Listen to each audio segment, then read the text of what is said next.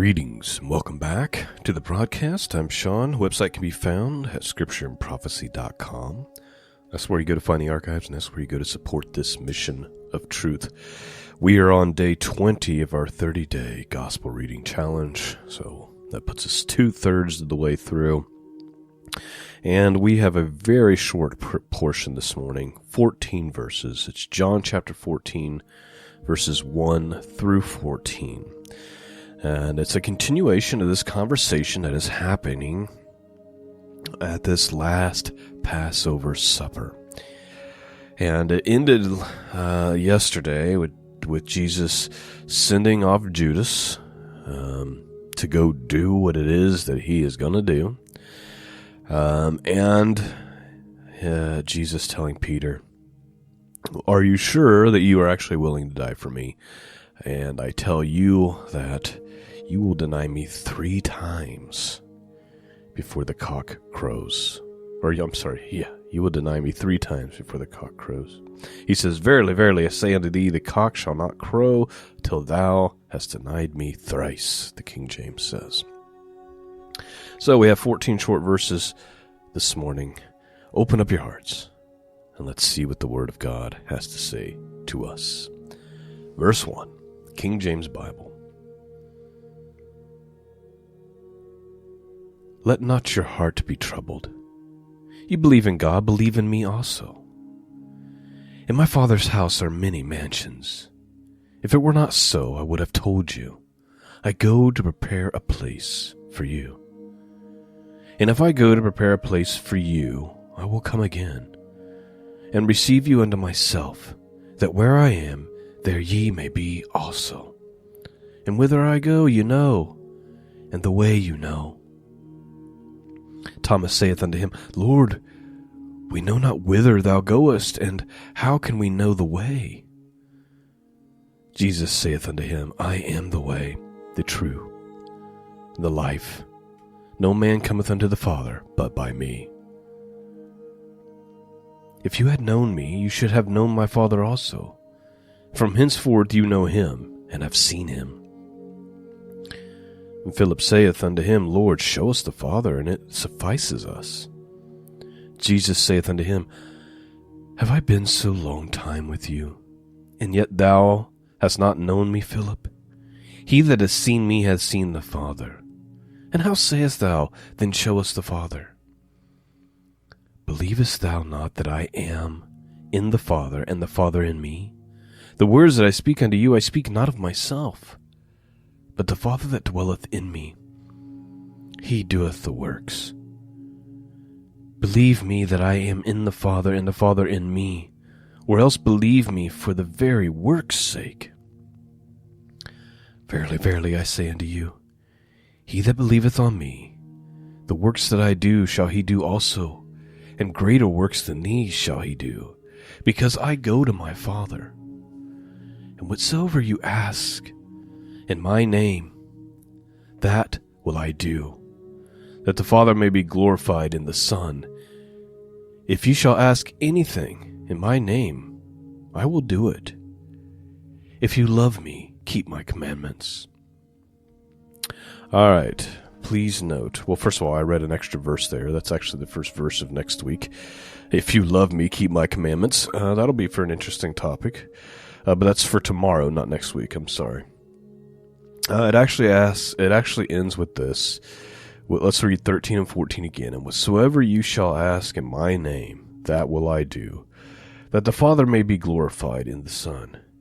If you shall ask anything in my name, I will do it." This is how the portion ends this morning. Before we get to that, because that's what we're going to talk about, Jesus makes it very clear, I am the way. There is no other side quest here. Jesus is the only way to the Father. You don't get there because you have some genetic bloodline that makes you just magically getting into heaven. It's not how it works. You're not getting there by being a really good person according to society standards.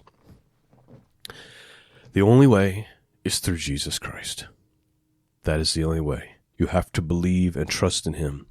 You have to confess with your mouth and believe that he died for your sins on the cross and that God rose him from the dead 3 days later. That is the path, and there is no other way. And then he's telling Philip and Thomas, look, if you've seen me, you've seen the Father.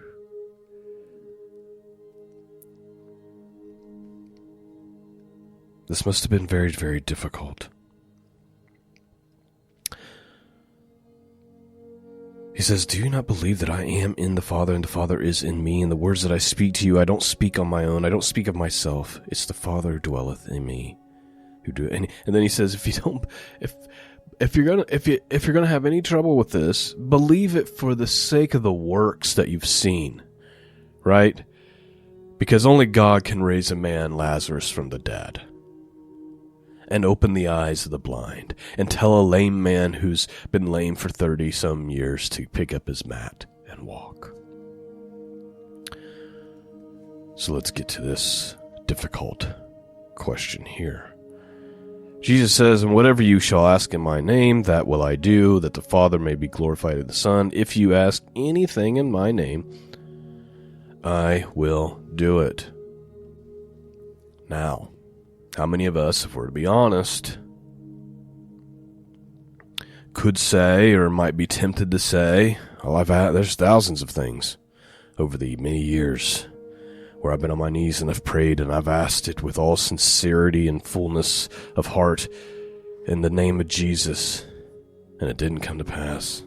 I didn't get the help that I needed, or the miracle that I needed, or the job that I needed, or the healing that I needed, and I asked it in Jesus' name, and I was earnest about it.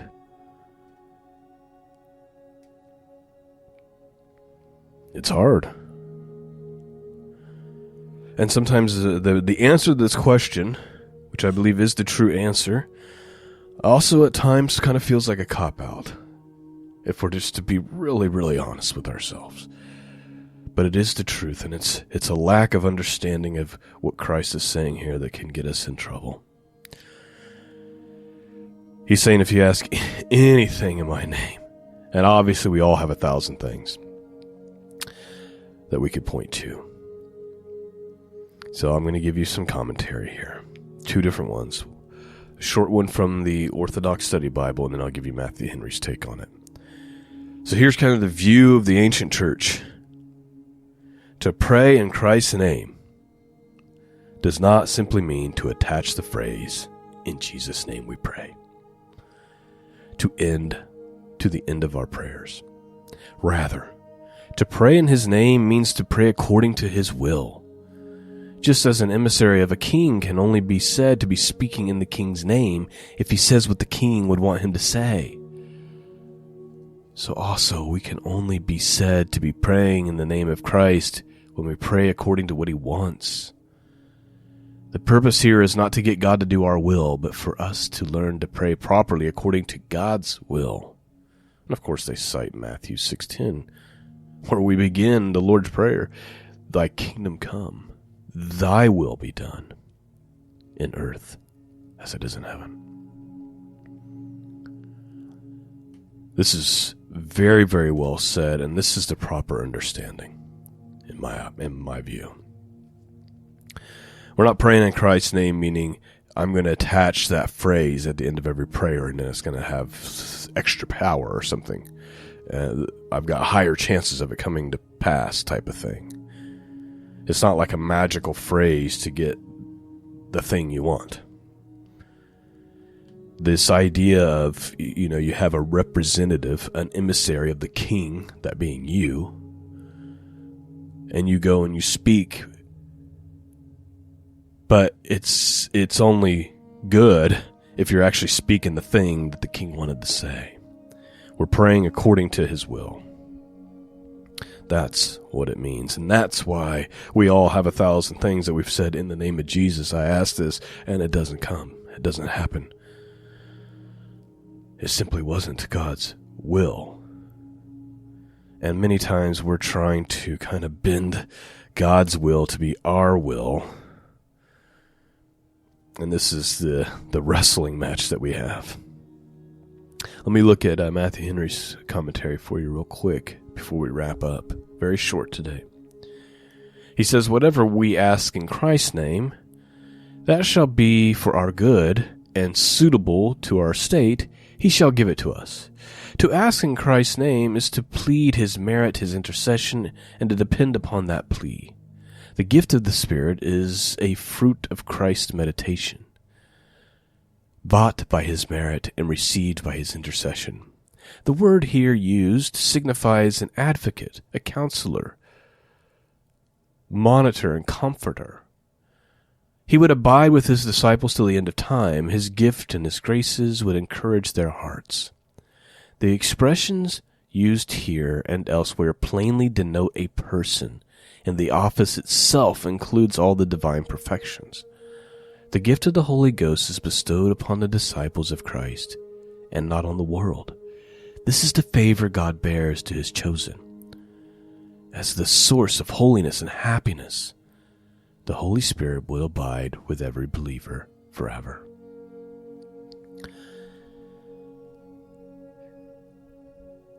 That, my friends, is the end of our study for this morning. Some days are just short as we deal with these portions. I just wanted to kind of be honest about the ask anything in my name and I will do it, because there has always been a confusion about this, and many of us have been frustrated, I guess, or hurt because we're really trying to be honest and sincere, and it's just not happening. And we're asking ourselves, why? Why is my prayers not being answered? And there's actually a lot of answers to that question. In fact, I'm pretty sure if you search the YouTube archive, I literally did a video on that subject, why your prayers aren't being answered. You might be able to search that out if you want. But it's important to note that here, it's really about asking for God's will to be done. I pray you've been blessed this morning. Thank you for continuing to tune in. Peace and grace be with all of you. And until next time, God bless.